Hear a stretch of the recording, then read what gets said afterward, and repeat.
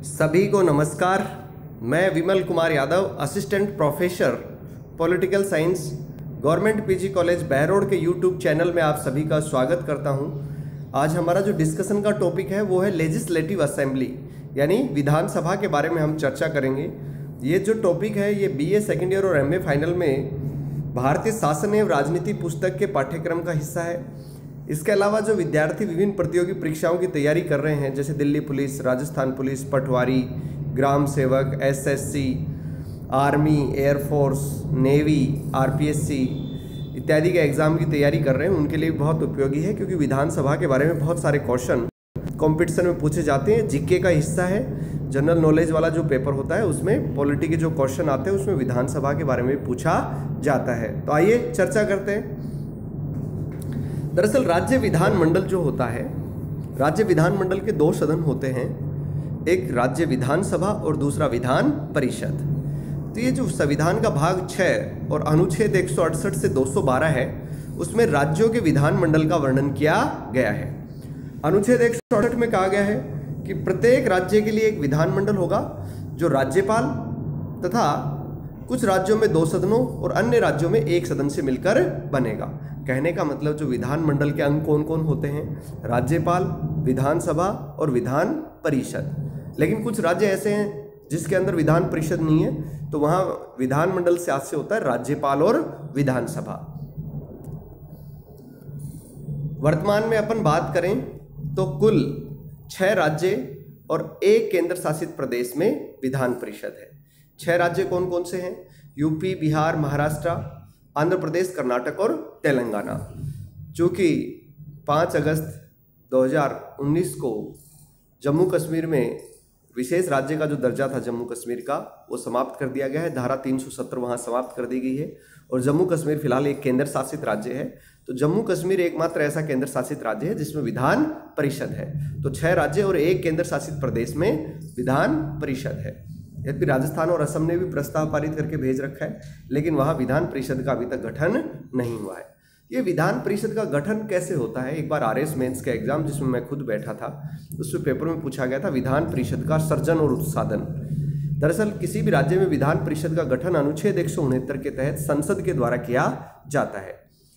सबसे पहले क्या होता है कि वह राज्य जो अपने यहाँ विधान परिषद का गठन करना चाहता है, वह अपनी कुल सदस्य संख्या के कम से कम आधे से अधिक तथा उपस्थित और मतदान करने वाले सदस्यों के 2/3 बहुमत से प्रस्ताव पारित करके संसद को भेजता है, और संसद साधारण बहुमत से उस प्रस्ताव का यदि अनुमोदन कर देती है तो उस राज्य में विधान परिषद का गठन या उन्मूलन किया जा सकता है। इसके लिए संविधान संशोधन करने की आवश्यकता नहीं है। सबसे पहले बात करते हैं विधानसभा की।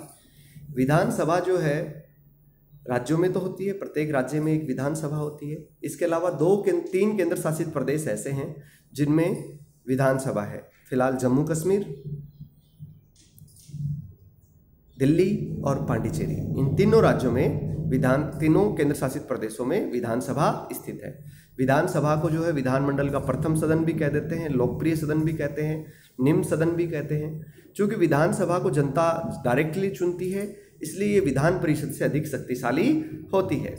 इसमें जनता द्वारा प्रत्यक्ष रूप से निर्वाचित सदस्य आते हैं। अब विधानसभा का संरचना और गठन क्या है? विधानसभा की संरचना का वर्णन अनुच्छेद 170 में किया गया है। किसी भी राज्य में विधानसभा सदस्यों की संख्या अधिक से अधिक 500 तथा कम से कम 60 होगी।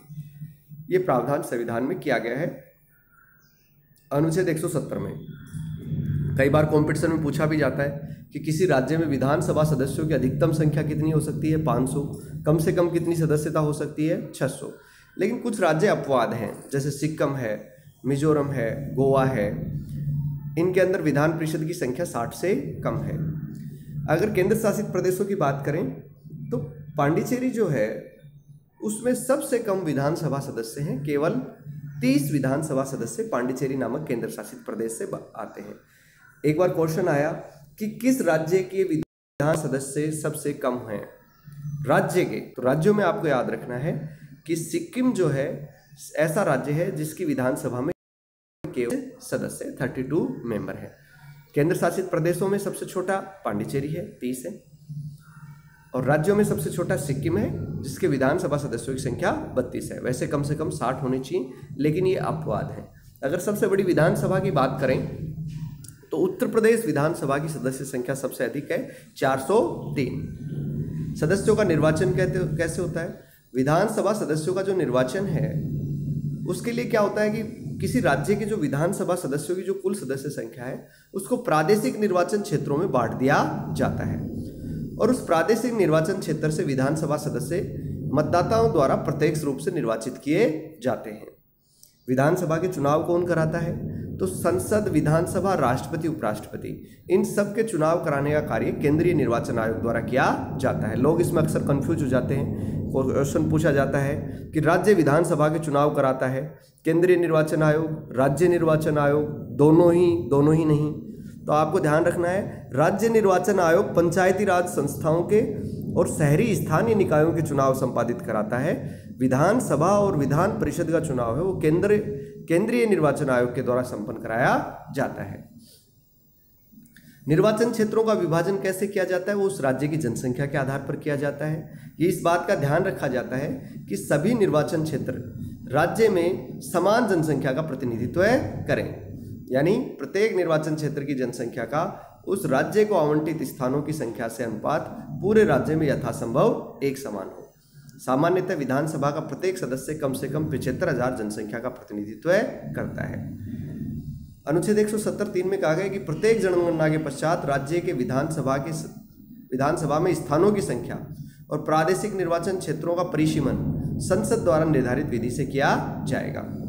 84वें संविधान संशोधन 2001 के द्वारा ये प्रावधान कर दिया गया कि प्रत्येक राज्य को आवंटित विधानसभा की सीटों की संख्या 2026 तक समान रहेगी। जैसे राजस्थान के से 200 विधानसभा सदस्य चुने जाते हैं, तो 2026 तक राजस्थान विधानसभा की कुल सदस्य संख्या 200 ही रहेगी।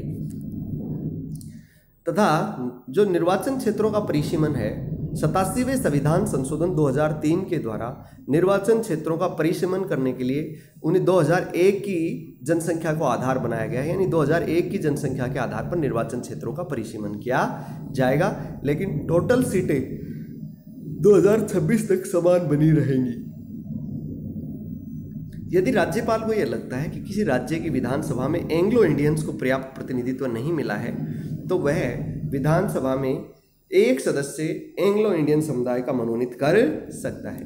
जम्मू कश्मीर के राज्यपाल के पास स्पेशल पावर है कि वह 2 महिला सदस्यों को विधानसभा में मनोनीत कर सकता है।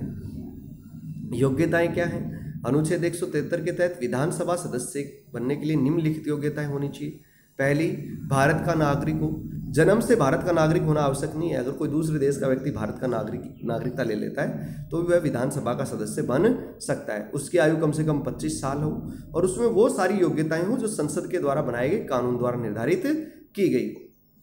अनुच्छेद 332 में विधानसभा में किसी राज्य की जनसंख्या में SC ST की जो जनसंख्या है उस अनुपात में स्थानों का आरक्षण का प्रावधान किया गया है।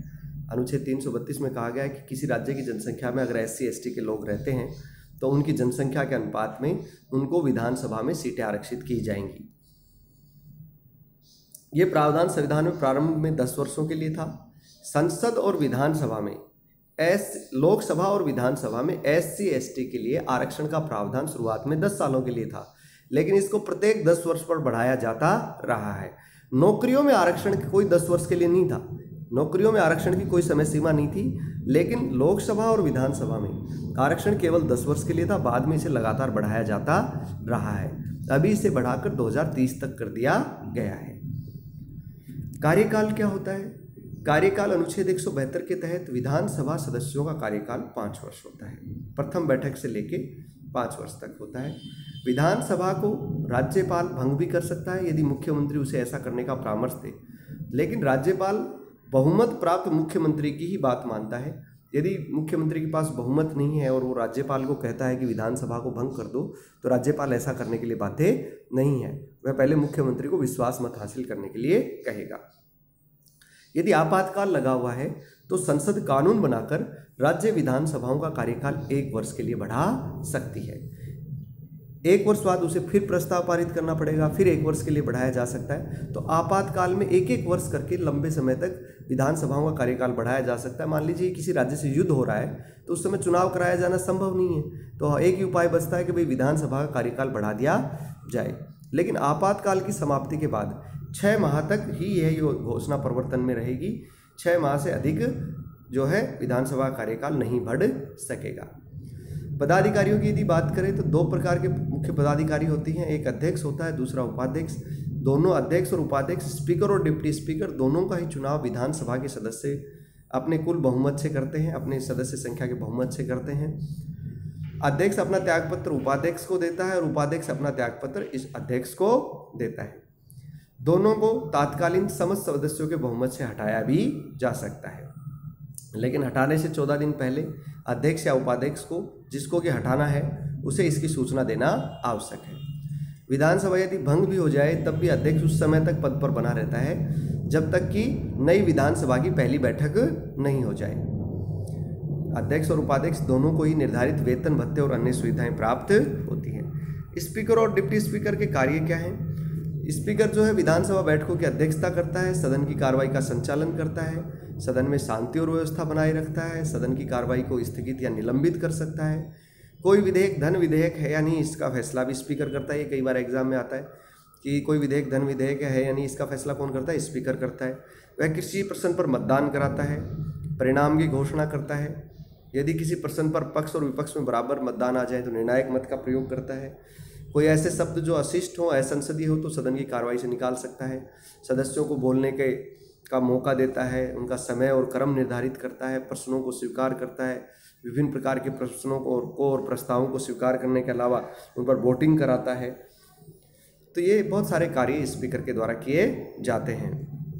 विधानसभा और विधान परिषद जो है किसी साधारण विधेयक को लेकर असहमत हो तो संयुक्त बैठक की अध्यक्षता भी जो है स्पीकर के द्वारा की जाती है। किसी विधेयक को धन विधेयक के रूप में प्रमाणित करना, संयुक्त अधिवेशन की अध्यक्षता करना, ठीक है, ये सारे कार्य स्पीकर के द्वारा किए जाते हैं। वह किसी प्रश्न को स्वीकार कर सकता है, नियम विरुद्ध होने पर अस्वीकार कर सकता है। कोई भी सदस्य उसकी आज्ञा से ही सदन में बोल सकता है। सदन और राज्यपाल के बीच में जो कड़ी का काम जो किया जाता है, विधानसभा और राज्यपाल के बीच संपर्क सूत्र का काम स्पीकर ही करता है। संसद सदस्यों के विशेषाधिकारों की रक्षा करता है। विधानमंडल की कुछ कमेटी जैसे नियम समिति है, कार्य मंत्रणा समिति है, सामान्य प्रयोजन समिति है, उन सब का वो पदेन सभापति भी होता है। दर्शक, दीर्घा और प्रेस प्रतिनिधियों में जो होते हैं उनमें दर्शकों को और प्रेस प्रतिनिधियों के नियंत्रण पर रोक लगा सकता है कि भाई दीर्घा में कौन कौन बैठेगा। अध्यक्ष नहीं होता है तो उसकी अनुपस्थिति में उपाध्यक्ष ये सारे कार्य करता है। दोनों ही अनुपस्थित हो तो विधानसभा अपने सदस्यों में से कार्यवाहक अध्यक्ष चुन लेती है। तो उम्मीद है ये वीडियो आपको पसंद आएगा।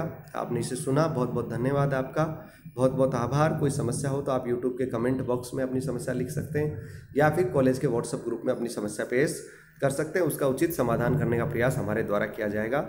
बहुत बहुत धन्यवाद आपका।